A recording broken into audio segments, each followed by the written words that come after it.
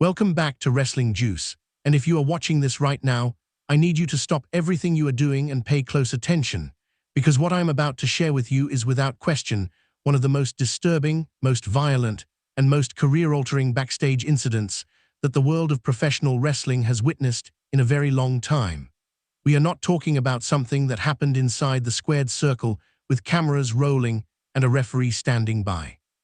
We are talking about a real, visceral, allegedly premeditated physical assault that took place in the bowels of a WWE arena, away from the lights, away from the audience, and away from any sense of performance or theatrics.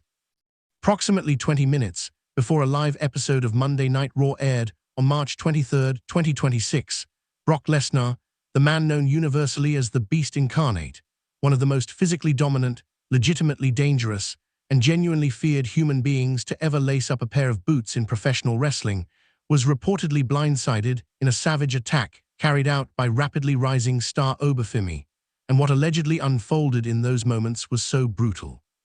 so calculated, and so far beyond the accepted boundaries of even backstage confrontations that Lesnar was left slumped against a concrete pillar, bleeding heavily from a serious gash above his eye, completely unresponsive to WWE security personnel, and ultimately had to be transporting to a nearby medical facility for emergency treatment. We are talking about a situation where Oba Femi allegedly pinned Lesnar's arm down using a heavy-duty production crate to render him defenseless, before delivering a series of unprotected headbutts that legitimately injured one of the toughest and most battle-hardened men in the entire history of this business. The locker room backstage is reportedly gripped by a combination of absolute shock and genuine fear, because the message being sent through the wrestling community is as clear as it is chilling.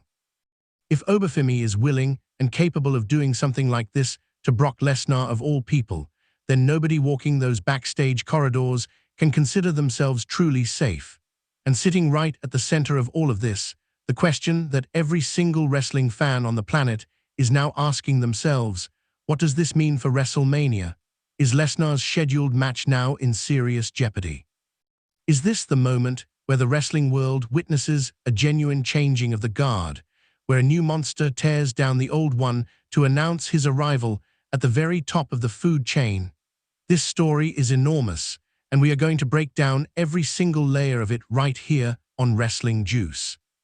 Now, before we get into the full breakdown of every detail surrounding this incident, if you are enjoying the kind of content we put out here on Wrestling Juice, please take just a second to smash that like button and hit subscribe.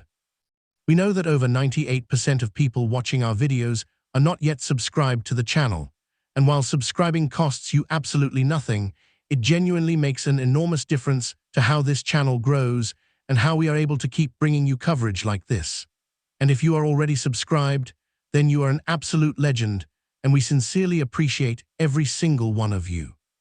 Now, with that said, let us get into what could genuinely go down as one of the most significant and shocking backstage incidents in the modern era of professional wrestling. To properly understand the full weight of what allegedly happened here, we need to start by establishing the basic facts and then work our way outward from there. Because when you examine each individual element of this incident and consider what it means both in terms of real-world consequences and wrestling storyline implications, the whole picture becomes even more staggering than the headline alone suggests. The incident reportedly took place approximately 20 minutes before Raw went live, and that specific timing is far more significant than it might initially seem. 20 minutes before bell time is a window that sits in a very particular and somewhat vulnerable moment in the production schedule of a live wrestling broadcast. It is late enough that virtually all of the talent scheduled to appear that evening is already inside the building and going through their final preparations for the show. But it is also early enough that the production crew is still actively setting up equipment throughout the building, which means certain backstage areas may not yet have the full complement of security personnel and supervision that they would have once the show is actually underway.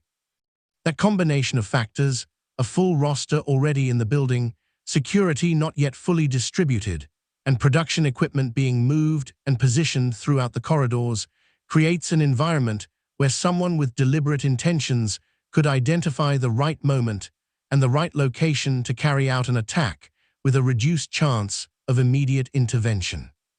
Brock Lesnar was reportedly walking to his locker room at the time, which places him in precisely the kind of vulnerable circumstance that even the most physically imposing and dangerous athletes can find themselves in when they are operating in what should be a controlled and professional environment.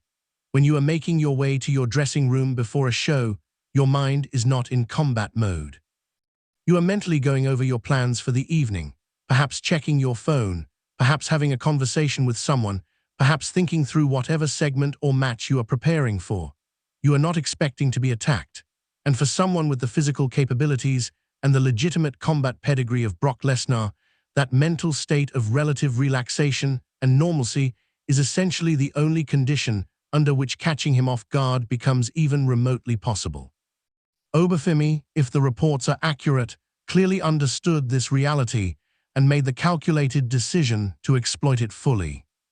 The blindside nature of this alleged attack is not just a detail, it is the entire tactical foundation upon which it was built. Because if you are going to physically assault someone who possesses legitimate mixed martial arts training at the highest level, someone who has competed inside a UFC octagon and genuinely thrived there, someone with the kind of freakish athletic ability and raw physical power that Lesnar has demonstrated throughout his entire career,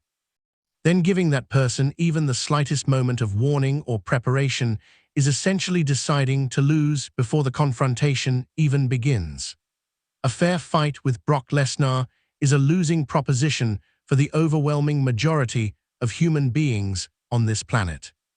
But catching him completely unaware in a corridor before his mind and body have had any opportunity to shift into a defensive or combative posture, that is the one equalizer that makes attacking someone of Lesnar's caliber something other than complete suicide. When multiple backstage witnesses are characterized as describing the assault as brutal, that choice of language carries an enormous amount of weight, and here is why. The people who work backstage at WWE events are not civilians with no frame of reference for violence. These are industry professionals who are surrounded by physical performance, who witness wrestlers working stiff with each other on a nightly basis, who have been present for accidents, who have seen legitimate confrontations and altercations throughout the course of long careers in a business that is inherently physical in every possible way. For people with that level of exposure and those kinds of elevated thresholds for what constitutes genuinely concerning physicality to collectively describe something as brutal and shocking, the implication is clear that what unfolded went significantly beyond anything that could be rationalized or normalized within the usual context of wrestling backstage culture. These were not people who were easily disturbed by what they witnessed, and yet they were genuinely disturbed. The specific reported detail about Oba Femi using a heavy-duty production crate to pin down Lesnar's arm deserves particular attention because it reveals something critically important about the alleged nature of this attack. Production crates, for those unfamiliar, are the large, reinforced, metal-framed containers used throughout live entertainment productions to transport, store, and protect expensive technical equipment. These are not lightweight items. Moving them requires genuine physical effort, and the deliberate use of one to immobilize an opponent's arm during an assault communicates unmistakably that this was not an impulsive act of rage or a spontaneous confrontation that spiraled out of control. Using a piece of production equipment as a restraining device during an attack requires forethought. It requires an awareness of the environment and a conscious decision to use available resources in a calculated way to maximize the effectiveness of the assault. Pinning Lesnar's arm specifically is intelligent from a purely tactical standpoint, because with one arm rendered immobile and useless under the weight of a heavy crate, Lesnar's ability to defend himself or mount any kind of counterattack is dramatically compromised. His capacity to protect his head and face, to create distance, or to use his strength and combat training to reverse the situation is suddenly and severely limited. It neutralizes one of his primary physical advantages in a way that raw strength alone probably could not have achieved. Then we arrive at the unprotected headbutts, and this is genuinely the element of this incident that pushes it from a violent backstage confrontation into something that raises serious and legitimate concerns about physical safety. In the context of professional wrestling, headbutts between performers are almost universally worked, meaning the physical contact is carefully controlled and minimized to create the visual impression of a devastating strike without the actual devastating impact. Unprotected headbutts, by contrast, are exactly what the name describes: full, genuine, uncontrolled head-to-head contact with no reduction in force and no protective technique being applied. The risks associated with legitimate headbutts are well documented and significant. Both the person delivering and the person receiving them are exposed to the very real possibility of concussion, facial fractures, deep lacerations, and a range of other serious head and facial injuries.